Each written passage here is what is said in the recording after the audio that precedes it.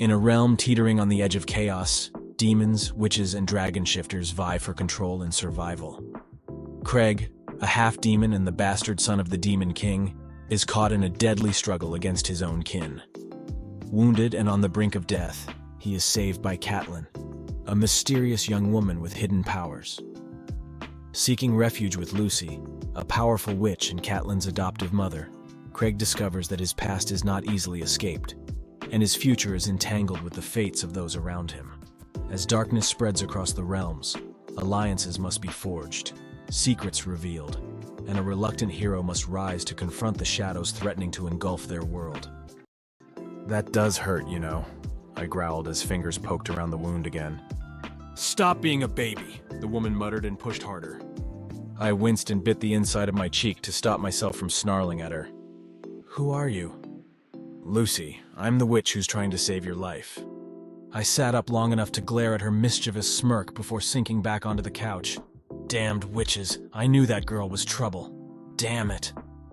"Oh, quit your whining. Katlyn has nothing to do with our kind, yours or mine." "Katlyn, that's her name." "Yes, the girl who saved you from dying on the street like a dog. She dabbed at my wound with a clean cloth and met my gaze. And you are a half-demon. Why are you here? And why are you carrying around that behemoth of a sword?" I wasn't about to tell my life story to a witch I didn't know. It's a long story. "We have a few moments, and I think I have a right to know since you're running around with my daughter." "Your what?" I sat up at that and studied her face. "She's not really your daughter, she can't be." "Adoptive daughter," she corrected, "but still mine to protect." "Are you in the business of protecting dragon shifters?"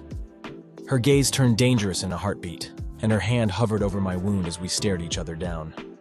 "If you try to harm her, I will let you lie here and die. Do you understand me, demon? I have no love for your kind." "No one does, but are you going to condemn me for the crap my kin does?" I lowered my gaze to the wound. "That was inflicted on me by my cousin because I'm a half-breed bastard son. My father put a bounty on my head. Dying here on your couch is preferable to being dragged back there. So let me die if you like." I closed my eyes and settled into the cushions, waiting for her to make her next move. She blew out an aggravated breath and dabbed gently at the wound again. "You can at least be honest with the witch trying to save you. Who are you truly?" "Exactly who I said. My name is Craig." "Ragnall's son?" she asked in alarm. "The Demon King's son?" "Bastard son, remember. And you have that blade with you, why? Are you planning on killing your father?" "Ha! If only killing the Demon King was that easy," I replied, not sure if I meant it or not. Could I kill my father? He was a downright ass, and obviously wanted to lock me away to rot for the rest of my days, but he was still my father. No, I was trying to trade it. "That is a very important relic of the demon race, and you were simply going to trade it away? For what?" How much could he trust this witch? "Something important. And that's all you're going to tell me?" "I was stabbed by my own kin. I'm not really in the trusting business." And yet you trusted Katlyn enough to let her help you. Why?" I clenched my jaw and remained silent. "Obviously you're in danger, and you are potentially endangering myself and those I care about by being here.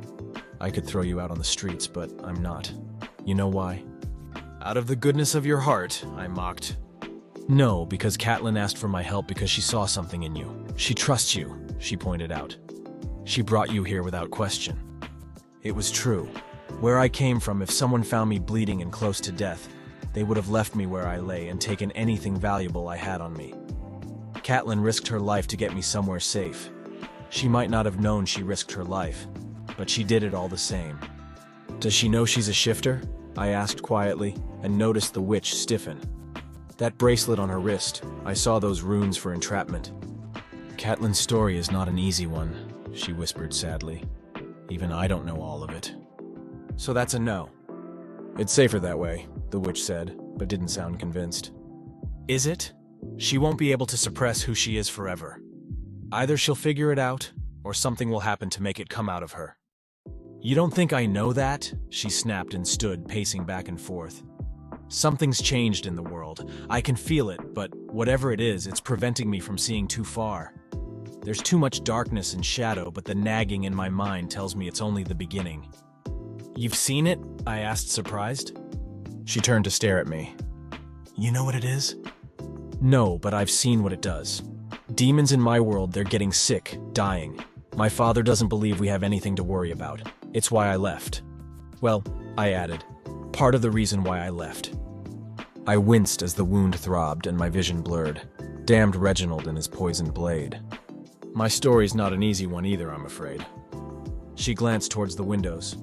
Katlyn should be back soon. You only have to hold on a while longer. The salve I'll make will pull out the poison and heal you faster. You'll be fine in a few hours. I'm not sure I have a few hours, I said honestly. I'm actually surprised they haven't shown up here. She grinned and pointed to the charms hanging in the window. You think I would leave my home unprotected? But I'm in here? Because I allowed you to be. Couldn't very well have you dying on my front lawn. I managed to smile through the grimace of pain. You know, she might not be your real daughter, but I can see where she gets her mouth from. I thought I heard her laugh, but the room spun around me, and I clung to consciousness. I focused on Katlyn's face, wanting to see it again when she returned. She had to know the truth of who she was, if only so I could convince her to help me. I needed a dragon shifter to track down the rest of the pieces. If she could track them down, there would be a chance to stop this darkness from taking over the realms, because it wouldn't stop there. It would spread to the human world too, and they would be powerless to stop it. Harry growled, and his snout stood straight up as he sniffed the air. What's he doing? The witch asked. I don't know. He found me this morning passed out in the woods. He's not yours. No, but he's been following me around. What is it, Harry? I asked, growing weaker by the second. He sniffed the air again, and his growl grew fiercer as he turned to the window, got to his feet, and stalked over, hackles raised. Something was out there. Harry? But then it hit me and I sat up too fast.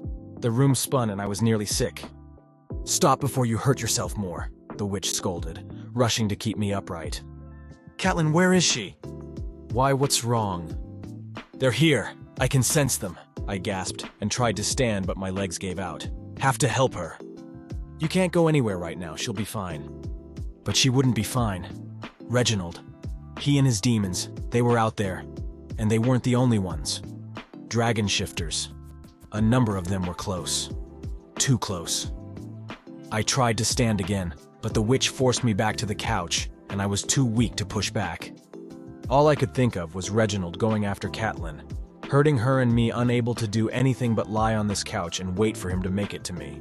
This witch might think she could keep out demons, but she wouldn't be able to keep them out forever. They'd find a way in, and when they did, I wouldn't be the only one they went after. Harry kept watch at the front window with the witch at his side. I wondered why the dragons were here. I hadn't sensed them earlier when I was out with Katlyn. I glanced at the sword, the one I could barely lift. If they came here, I'd fight them the best I could. No one was taking me back to Ragnall easily. Wound or no wound, I was not going down willingly or easily. In the climactic battle within a fortified house, Craig, now heavily bandaged but resolute, stands guard with his massive sword, prepared to face the encroaching evil. The room hums with tension as witches and magical creatures ready themselves for the onslaught. Outside, shadowy figures with glowing eyes gather, the embodiment of the spreading darkness. As the final confrontation unfolds, Craig must make a stand not only against his father's forces, but against the malevolent entity threatening all realms. With Katlyn's newfound powers and Lucy's formidable magic, they forge a fragile alliance to protect their world from annihilation. In the end, it is Craig's courage and the bonds of trust and sacrifice that determine the fate of their world, leaving a legacy of hope amidst the encroaching shadows.